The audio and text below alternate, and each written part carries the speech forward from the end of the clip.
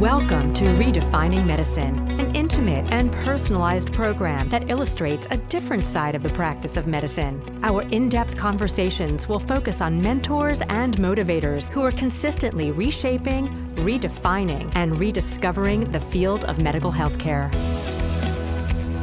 I would like to welcome Dr. Mark Rosenberg, founder and director of AMT Institute for Healthy Aging and Integrative Cancer Therapeutics, a graduate of University of Pennsylvania and Georgetown University School of Medicine. He spent over a decade as an ER physician and medical professor before ultimately transitioning to work as a leading researcher and clinician in anti-aging and integrative cancer therapies. Tell us where you grew up and what brought you to South Florida. Okay. I grew up in Stamford, Connecticut. I went to undergraduate at University of Pennsylvania, and then I went to Georgetown University School of Medicine. I got married to a young lady at the time who grew up in Boynton Beach, Florida. So we had a child, and we ended up moving to South Florida to be near her family. And you were practicing emergency medicine at the time? And so, yes, I was practicing emergency medicine. So my board certification is in emergency medicine, and I was involved in running many emergency departments throughout my career. Only here in South Florida or elsewhere? No. So I had run emergency departments way back when I was chief of emergency medicine at Walter Reed Army Medical Center. And so I came to South Florida, and then I was the assistant director and director of various emergency departments in South Florida. So how the change, what was the motivation to change your practice of medicine? I since a young child, I've always been interested in the aging process. Literally at 14 years of age, I started reading about it, and I was fascinated by it. And I started reading books on alternative techniques. I wasn't sure I was going to be a doctor at 14. I suspected it, but I started reading about herbal supplementation and vitamins, and then of course I went through traditional medical training, and I became in the box, and then I heard about a group called the American Academy of Anti-Aging Medicine. And so I decided to check it out, even though I was doing full-time emergency medicine. And so I attended the first conference in 1997, and that's when my interest got piqued. And you were still practicing emergency medicine at the time? Still practicing full-time emergency medicine, yes. And how were you able to implement functional medicine and integrative theories or practices into your everyday emergency room? Not really. I tried to use occasional techniques, but in emergency medicine, especially if you work in a busy place, you treat them and treat them, or you treat them and admit them, but it's very fast-paced, and you don't get much time to really talk to the patient. But the academy interested me enough to open up my own practice. So what I did is I opened up a practice on the side, where I would see patients, I would see patients maybe 2 days a week. And as I learned more and more about integrative, alternative, complementary medicine, I started attracting more patients until the point came where I started to transition out of emergency medicine. You were essentially having an anti-aging practice. That's correct. So, from everything that you had learned in traditional medicine, was there a dichotomy, or did you have a struggle as to, do I prescribe a supplement, or do I prescribe, a prescription to this patient that's coming in? So how were you able to wrap your arms around that and make that change? Well, in the emergency department, I typically stayed to what everybody wanted me to do. But in my practice, as I learned more, I started offering patients options. For example, if a patient had high blood pressure that was borderline elevated, I would say, well, there are different ways you can do it. You can certainly do this by going on an ACE inhibitor, for example, or we can really change your lifestyle, get you to lose weight, exercise, and we can add some supplements like magnesium and arginine, and it's up to you. Do you want to do it with a drug, or do you want to do it with gentle supplementation and lifestyle changes? So I offered patients that option. So for those patients that were given an option, at what point did you assess them to see whether or not it was actually working, or if you had to make a transition? Well, what I typically do, and I still do that now, is I give patients 3 months to show me that they've made some significant improvement, and I'll tell them from the beginning that in 3 months, if you have not been able to make a dent, then we have to go to medicines. And so I pretty much stayed along that course. So, Doctor, I know that today you're specializing in cancer treatments, alternative treatments for various cancers. What was the catalyst to make you move on to that? I know you've studied, you've gone into cancer research. Sure. So it's very interesting. I certainly knew nothing about treating cancer other than the emergency management of a crisis. And about 13 years ago, my mother walked into the emergency department when I was working, complaining of chest pain. So I diagnosed her with metastatic lung cancer to liver, spleen, bilateral adrenal glands, and left hip right there. And my mother, being a very histrionic Jewish mother, was not one to tolerate a diagnosis like that very well, certainly emotionally. And it was very difficult for me.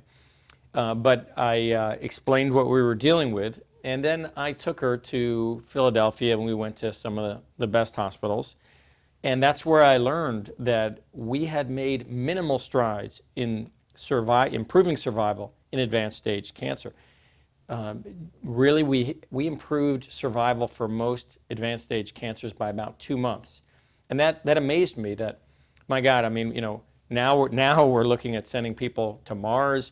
The technological advances have been amazing, yet we've made so few strides in treating cancer, still to this day. And so after I diagnosed my mother, I spent about 3 weeks not sleeping much and reading all I could on the internet, and I realized that there were many options that were not being explored or addressed. And cancer research ended up becoming a passion and then eventually an obsession for me, as it has many cancer scientists. So I ended up becoming a cancer scientist, and it's a puzzle or riddle that nobody has solved. Your mother has since passed away. She did. And interestingly, when we took her to the hospitals in Philadelphia, they said that she can do traditional chemotherapy and she'll probably live about 6 months. No chemotherapy, probably 4 months, because that's what you're looking at, the life extension of 2 months. And so she elected to do high-dose IV vitamin C, intravenous vitamin C, and she lived 11 months. And but that's where my journey really began after that. So do you feel that your mother has been along with you on this journey? Very often when I lecture, I thank my mother for changing my career, because there's no way I would have been involved in cancer research if it weren't for her. But without question, she's been an impetus, and I started studying tumor metabolism approximately 13 years ago, and it's brought me to the point where we have actually started a pharmaceutical company. We work with some major universities, and we're fairly close to presenting the first drug to the FDA that targets cancer stem cells.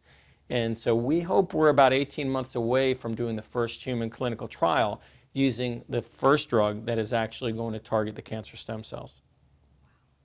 How would your peers in the medical community, how have you received any resistance from them, or pushback or criticism? So it is very interesting. I'm going to use a euphemism and say I'm generally disliked by local oncologists, and for several reasons. Number one, because I'm not board certified in oncology, I'm sure they feel I shouldn't be practicing oncology. And number two, I never do standard of care. And number three, they don't know what I do because they're not interested in finding out what I do. So generally the feeling by local oncologists is not positive. However, strides are being made. And they're being made because we are not just pushing the envelope, but we're taking people who are advanced stage and being told that there's nothing left and they just need to go to hospice. And we are not only sometimes getting complete remission, but we're improving quality of life and extending lifespan significantly. And it's happened enough that, very interestingly, I'm starting to get referrals from oncologists. As a matter of fact, a couple of weeks ago, an oncologist had referred a patient to me. I asked the patient, who referred you, and he told me that it was an oncologist. And I wasn't familiar with her, although she's from Cornell Weill. So I reached out to her by email and I said, thank you for referring the patient. And she said, that's the fourth patient I've sent you because the other three are doing so well. And so now, of course, oncologists won't refer me patients from the beginning because, of course, they have to make a living also. But it is exciting that many of the oncologists are realizing that there are other options, and when they can't help, there are other people that can help. And I want to clear to everybody that, and I try to tell the patients, I'm not just, as some oncologists have referred to me as a vitamin pusher, I'm not just about vitamins and just natural things. I'm about using anything that works. If the kitchen sink will work, I'll throw the kitchen sink in. And so what I do is pick the best from each modality. And for example, what's very popular now, and it's fairly new, is using immunotherapy. And there's different ways to use immunotherapy above and beyond the standard of care. So that's what I'll do. I'll research all the different modalities, and with my connections around the world, we all do the best we can for patients. And sometimes, unfortunately, we have to take them out of this country where it's less litigious. Is it your hope that in a few years from now, your participation in a patient's care will be a collaborative effort with oncologists around the world as opposed to a last resort? Sure. It's a good question. Oncologists are experts in administering what they've been taught to administer, typically chemotherapy for the most part. And just like I was an expert in emergency medicine, and every drug that we use comes down from the pharmaceutical industry, and that's what we become experts in. Well, now, because I am crossing to the other side in the sense that I'm participating in the development of drugs, assuming everything goes the way I plan, eventually I will have produced a drug that the pharmaceutical company will be handing down and teaching physicians to use. So I think I will then cross over from being a renegade to being someone who's participating in the development of helpful drugs. And then I think there'll be more collaboration.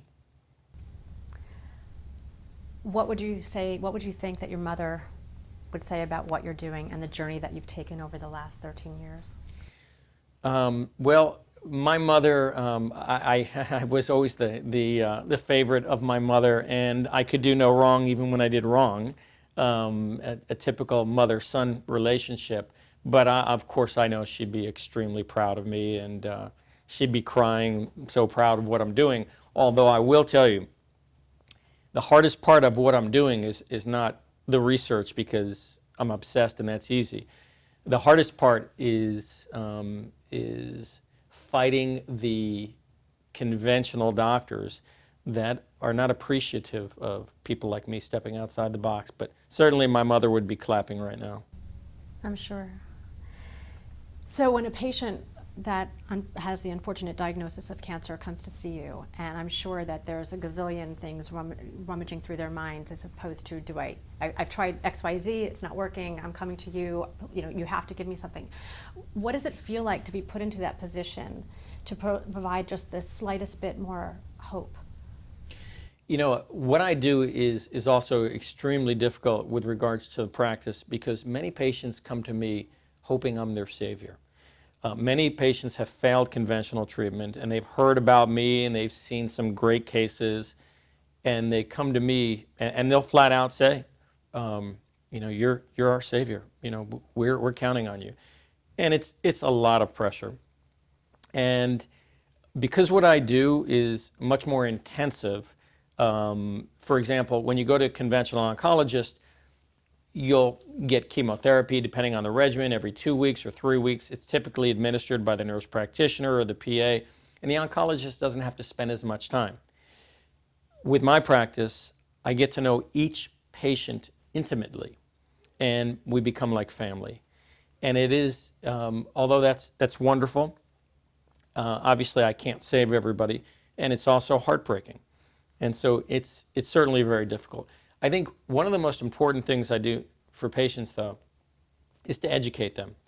And what I mean by that is most oncologists are busy. They have a few minutes to spend with each patient, and they don't spend the time to educate them. In other words, what really is my prognosis given the standard of care? For example, I recently saw a patient who has metastatic pancreatic cancer. And in fact, the median lifespan on that is between 2 and 6 months. And so I always start out by saying, what did your oncologist tell you? And he said, my oncologist told me he can keep me comfortable for 5 years. And it puts me in a very difficult position because now I'm the bad guy telling the truth. But one of the things that I have to do is educate the patient. I educate them on what their cancer is, how it grows, what the conventional treatment out there is, as well as the prognosis or median survival with conventional treatment, and then offer them other options. But it is certainly difficult because most of the patients come here, regardless of how many times they've seen the oncologist, and they're unaware of how serious their situation is. Do you ever have to tell a patient that you can't help them? Yes, and that's a very hard thing as well. Sometimes patients come to me and their cancer is so extremely resistant. For example, I work with an MD PhD who is one of the 3 scientists in the country that does chemotherapy sensitivity testing on live tissue, where we literally take the live cancer cells from the patient's body and we'll put it in a culture medium to keep those cancer cells fed and alive. And then they'll be treated in a lab with different individual and combination chemotherapy regimens so we can literally measure cell death and see what works the best. And sometimes the results come back that this cancer is sensitive to nothing. And I have to tell the patient, I don't want to just give you something that I already know in the lab is not working. So, and unfortunately, some patients also come to me where they're so cachectic or wasted that I can't even treat them because they're not even healthy enough to receive any treatment. Because of the chemotherapy? Because of a combination of the progression of the cancer and the chemotherapy. I'm sitting here in tears just thinking about the pressure that you have to, that you're under. And, you know, I know that you've also taken so much of the science that you've learned and you've incorporated it into a healthy lifestyle and you practice what you preach. Can you tell us a little bit about that and how that began? Sure. So it's interesting, and there's certainly an overlap between aging and cancer. And some of the lifestyle changes that I would implement for cancer are lifestyle changes I would implement for someone without cancer who wants to slow the aging process and extend lifespan. And so the only method that's reproducibly shown to extend lifespan on every species we've studied is calorie restriction. The less you eat, the slower you age and the longer you live, short of malnutrition, of course. And so I've continued to calorie restrict throughout the years. And as a matter of fact, right now I'm down to about 140 pounds and I'm 56 years old. But I've been calorie restricting for many, many years, about 30 years. In addition, I am now 6 days a week ovo-vegan. There is plenty of data that's been released by many studies, including the World Health Organization, that shows a correlation between red meat intake and certainly processed meat and multiple cancers. So I've given up red meat quite a long time ago. And 6 days a week I am ovo-vegan, meaning I'll eat an egg in the morning and then I'm vegetarian. I minimize my intake of grains like rice and pasta and bread because there are many vegetarians who feast on the grains and they're overweight, and there's no such thing as being overweight and healthy. So my diet 6 days a week is are vegetables, fruits, beans, nuts, and seeds, and an egg, and then I get 1 day a week to play. So what is And it my typical that you play, my typical play, hold on to your seat, right? it's candy for me. Sushi rolls with white rice. It tastes great, and sometimes I'll have pizza. I love pizza. I just want to know, can we go back? So how much candy, how much sushi, how much pizza Okay, do you so intake in I don't that eat any one candy. day? I don't Okay. eat any candy. Sushi or pizza is 1 day a week. Right, but That's how it. much of that in one day? So when I would eat an it's for entire dinner. pie if I was restricting myself all the time. Well, and I have. So Okay. I will get a thin crust pizza, and I'll eat anywhere between half to the whole pie, depending on how I feel. And now, of course, it's thin crust. And what will happen is because I tend to be depleted in my glycogen stores because I eat low carbohydrate and low food.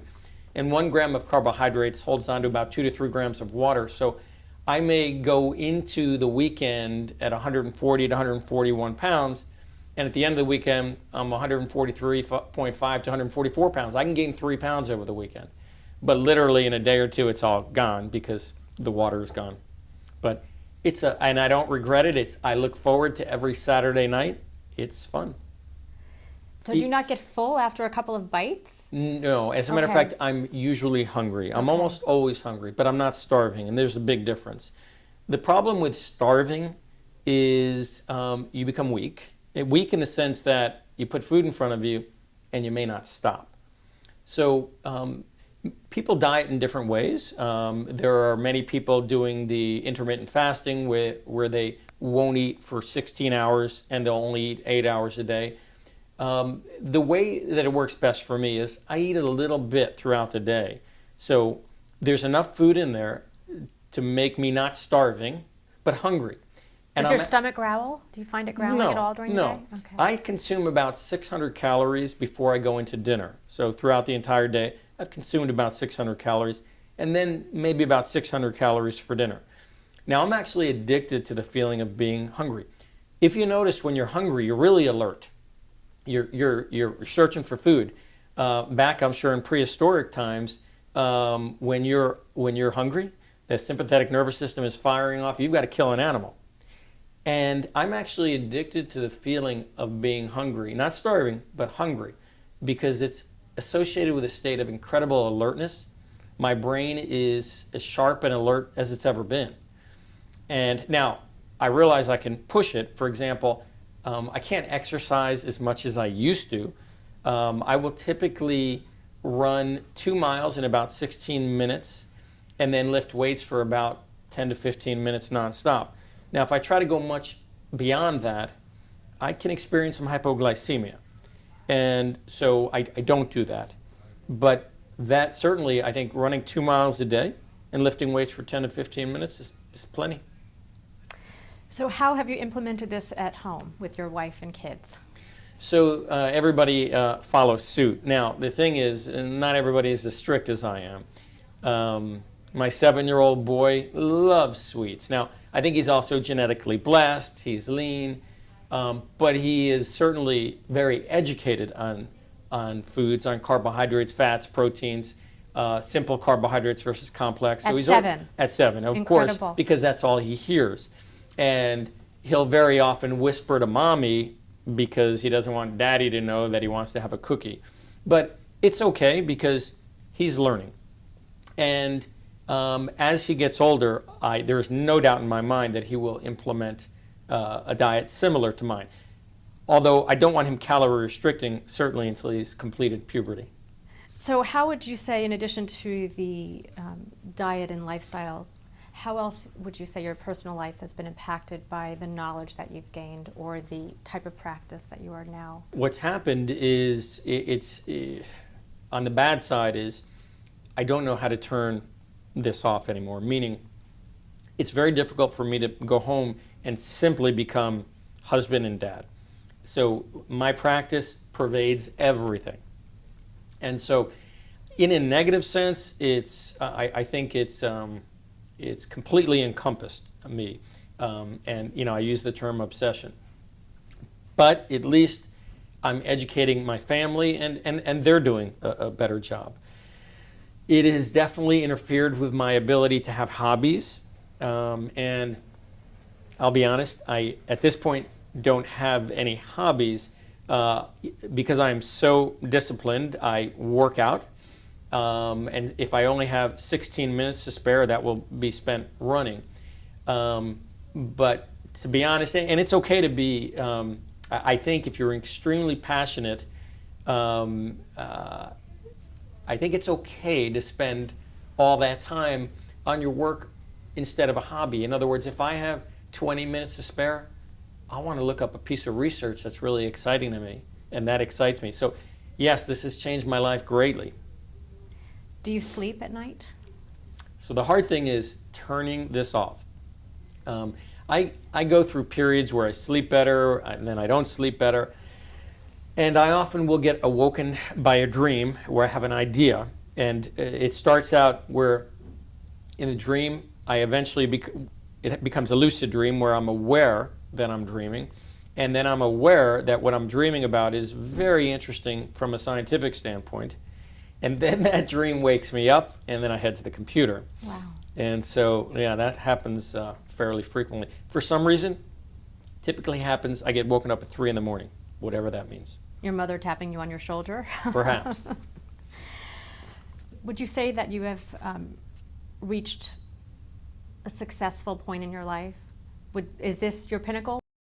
I won't be somewhat satisfied until we have developed and released a drug that targets cancer stem cells. Right now, one of the main reasons why conventional therapy doesn't work for cancer is because not only do we not have a drug that kills cancer stem cells, but conventional chemotherapy, even when it's working and killing the daughter cells, it stimulates the cancer stem cells to replicate. The more cancer stem cells there are within the population, the more resistant and aggressive the cancer is. So I don't think I'll be able to take a deep breath and say, okay, I've accomplished something, until we have released a drug that targets and kills cancer stem cells. So let's hope that this is just a few years away. Yes. Let's pray that this is a few years away. Absolutely. Then what? Well, the research goes on. I've been involved in the development of multiple other drugs that target the glycolytic metabolism of cancer cells, meaning the sugar-loving aspect. And there are multiple drugs that we have developed that I think will play an important adjunct. So I think the first step is getting this drug that targets cancer stem cells, but I love to create. And I think the first successful creation will lead to many more. Are other countries on the forefront of any success? The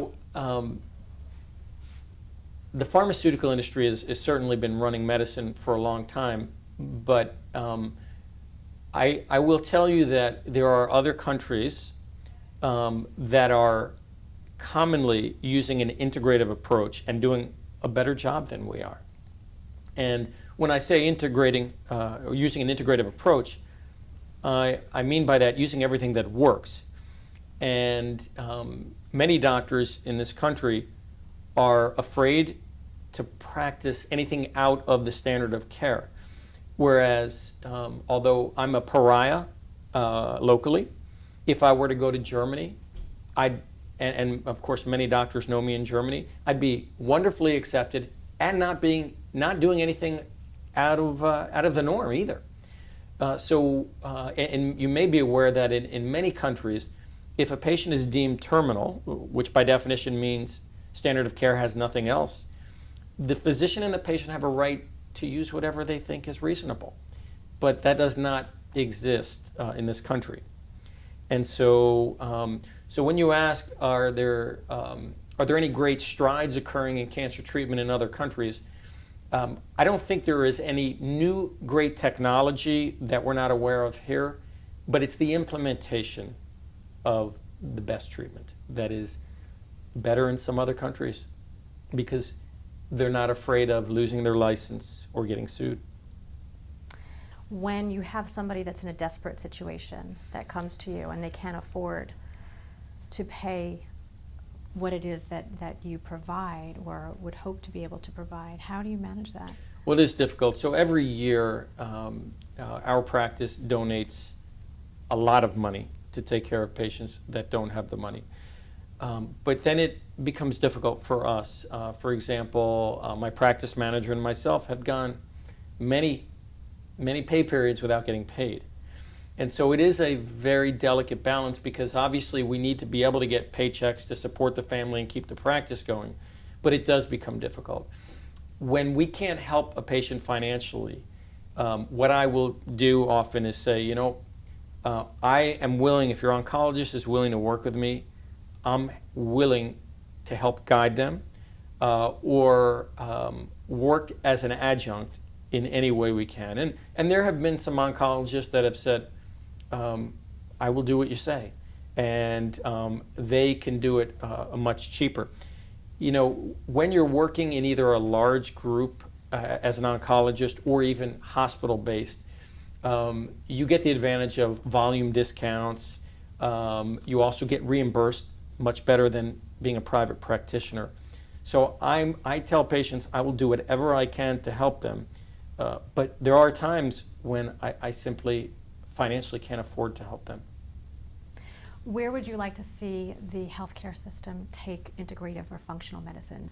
I don't think that there's ever going to be a significant amount of money that the insurance company will allot for alternative or integrative medicine. But what is happening is every major university is starting to incorporate integrative medicine into their teachings. So what will happen eventually, and unfortunately not as fast as I'd like, eventually this will all be covered by insurance, but it's a slow process. So let's transition a little bit into your functional or integrative practice. So what kind of patient comes to see you? All kinds. Certainly because obesity and the diseases that come along with obesity, like diabetes and cardiovascular disease, of course, cancers and dementias. So I get many of those patients. I get patients with autoimmune diseases who don't want to go on their corticosteroids or methotrexate or Plaquenil. I get plenty of patients with fatigue, chronic fatigue, plenty of patients with multiple toxicities and allergies. Pretty much spans the gamut. And how do you start out assessing them? Well, certainly after a history and physical exam, there's a significant amount of lab testing. And the lab testing certainly goes beyond just a lot of serum or blood testing. But in addition, a good dietary history is very important. And now there's so much data that is coming out with regards to the importance of the gut microbiome and all disease. As a matter of fact, interestingly, the newest immunotherapy drugs that we're using for cancer, it's been demonstrated on mice that if those mice don't have the appropriate bacterial flora in their GI tract, the immunotherapy doesn't work. And if we actually replace or we actually will give those mice the appropriate gut flora, the immunotherapy works.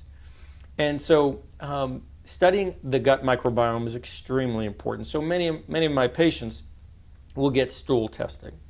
Of course, they'll be tested for celiac or gluten sensitivity, which is extremely common. Many patients will get allergy testing. As you're aware, the toxins in the environment are overwhelming.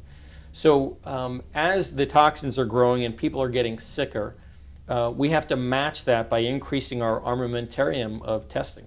Why do you think that the traditional practitioners are not following suit in that same line of testing? Why is it that somebody comes in with a stomach ache and they're giving them XYZ to treat it? They're coming in with a rash, they're giving XYZ to treat that without getting to the root or the source of the problem. Once again, our training comes from medical school, and all the drugs that are used come down from the pharmaceutical industry. So in the 1950s, when the pharmaceutical industry really took over in the United States, our training and our implementation of medical therapeutics drastically changed and became completely pharmaceutically based. So physicians, I don't blame them because they're pawns in the system. They're following what they've been taught. And it is the exceptional physician that will actually say, you know what, I'm going to step outside the box and see if there's anything that I'm not aware of. And they can attend conferences like the American Academy of Anti-Aging Medicine. But even if they didn't do that, if every physician said, I'm going to dedicate 1 or 2 hours a night to just explore the data out there, and there's lots of clinical data, I mean real human clinical trials on non-pharmaceuticals, they would be amazed. They would be amazed that there are other ways to do it. But once again, the physicians, just like I was as an emergency physician, we follow what we're taught. And if you don't question it, you think there is no other way. Most traditional medical practitioners are doing baseline labs. From what I understand, you go far deeper. You take that test and you know, if it was a basic 5 tests, you're turning that into 30 tests, and you're really getting to the root of the problem or hoping to find the root of the problem. These doctors will not necessarily find the problem if they're only doing the basic lab work, but then the justification or the lack of justification is, well, they can't, you know, the insurance companies won't pay for it, Medicare won't pay for it.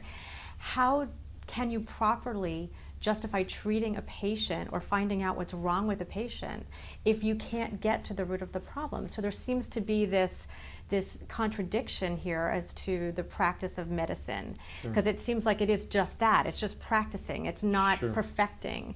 And what integrative and functional medicine and physicians like yourself are doing are really perfecting medicine. So, you know, there are so many millions of people out there that are so sick and not finding out. They're putting a Band-Aid on the problem. Well, I will tell you, you know, as many people have said, including myself, the internet is one of the best and the worst things that's ever happened in this world.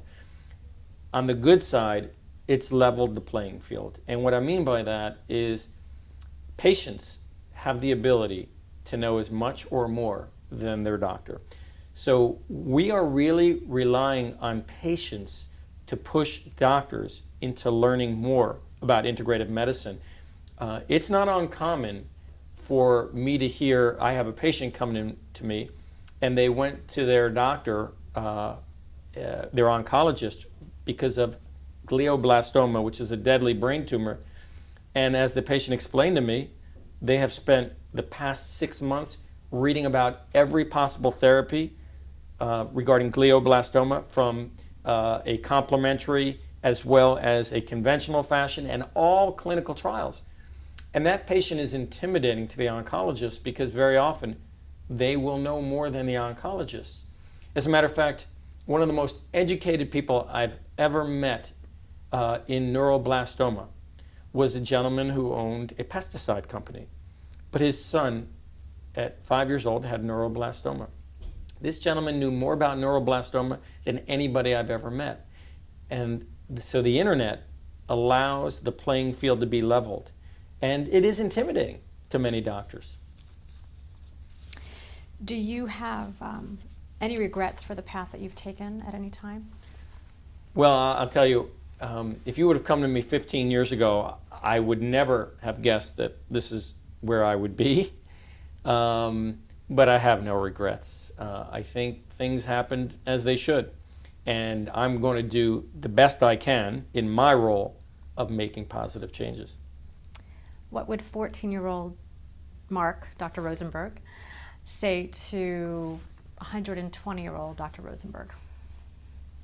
You know, I think 120-year-old Dr. Rosenberg was more similar to 14-year-old Dr. Rosenberg. Excellent question, by the way, because what happened is when I was younger, I was very open-minded, and as I got deeper into medicine and learning what I was told to learn, I actually became closed-minded, and I only knew what they told me to know. And I think I've come full circle. And I think 14-year-old Dr. Rosenberg would say to 120-year-old Dr. Rosenberg, attaboy.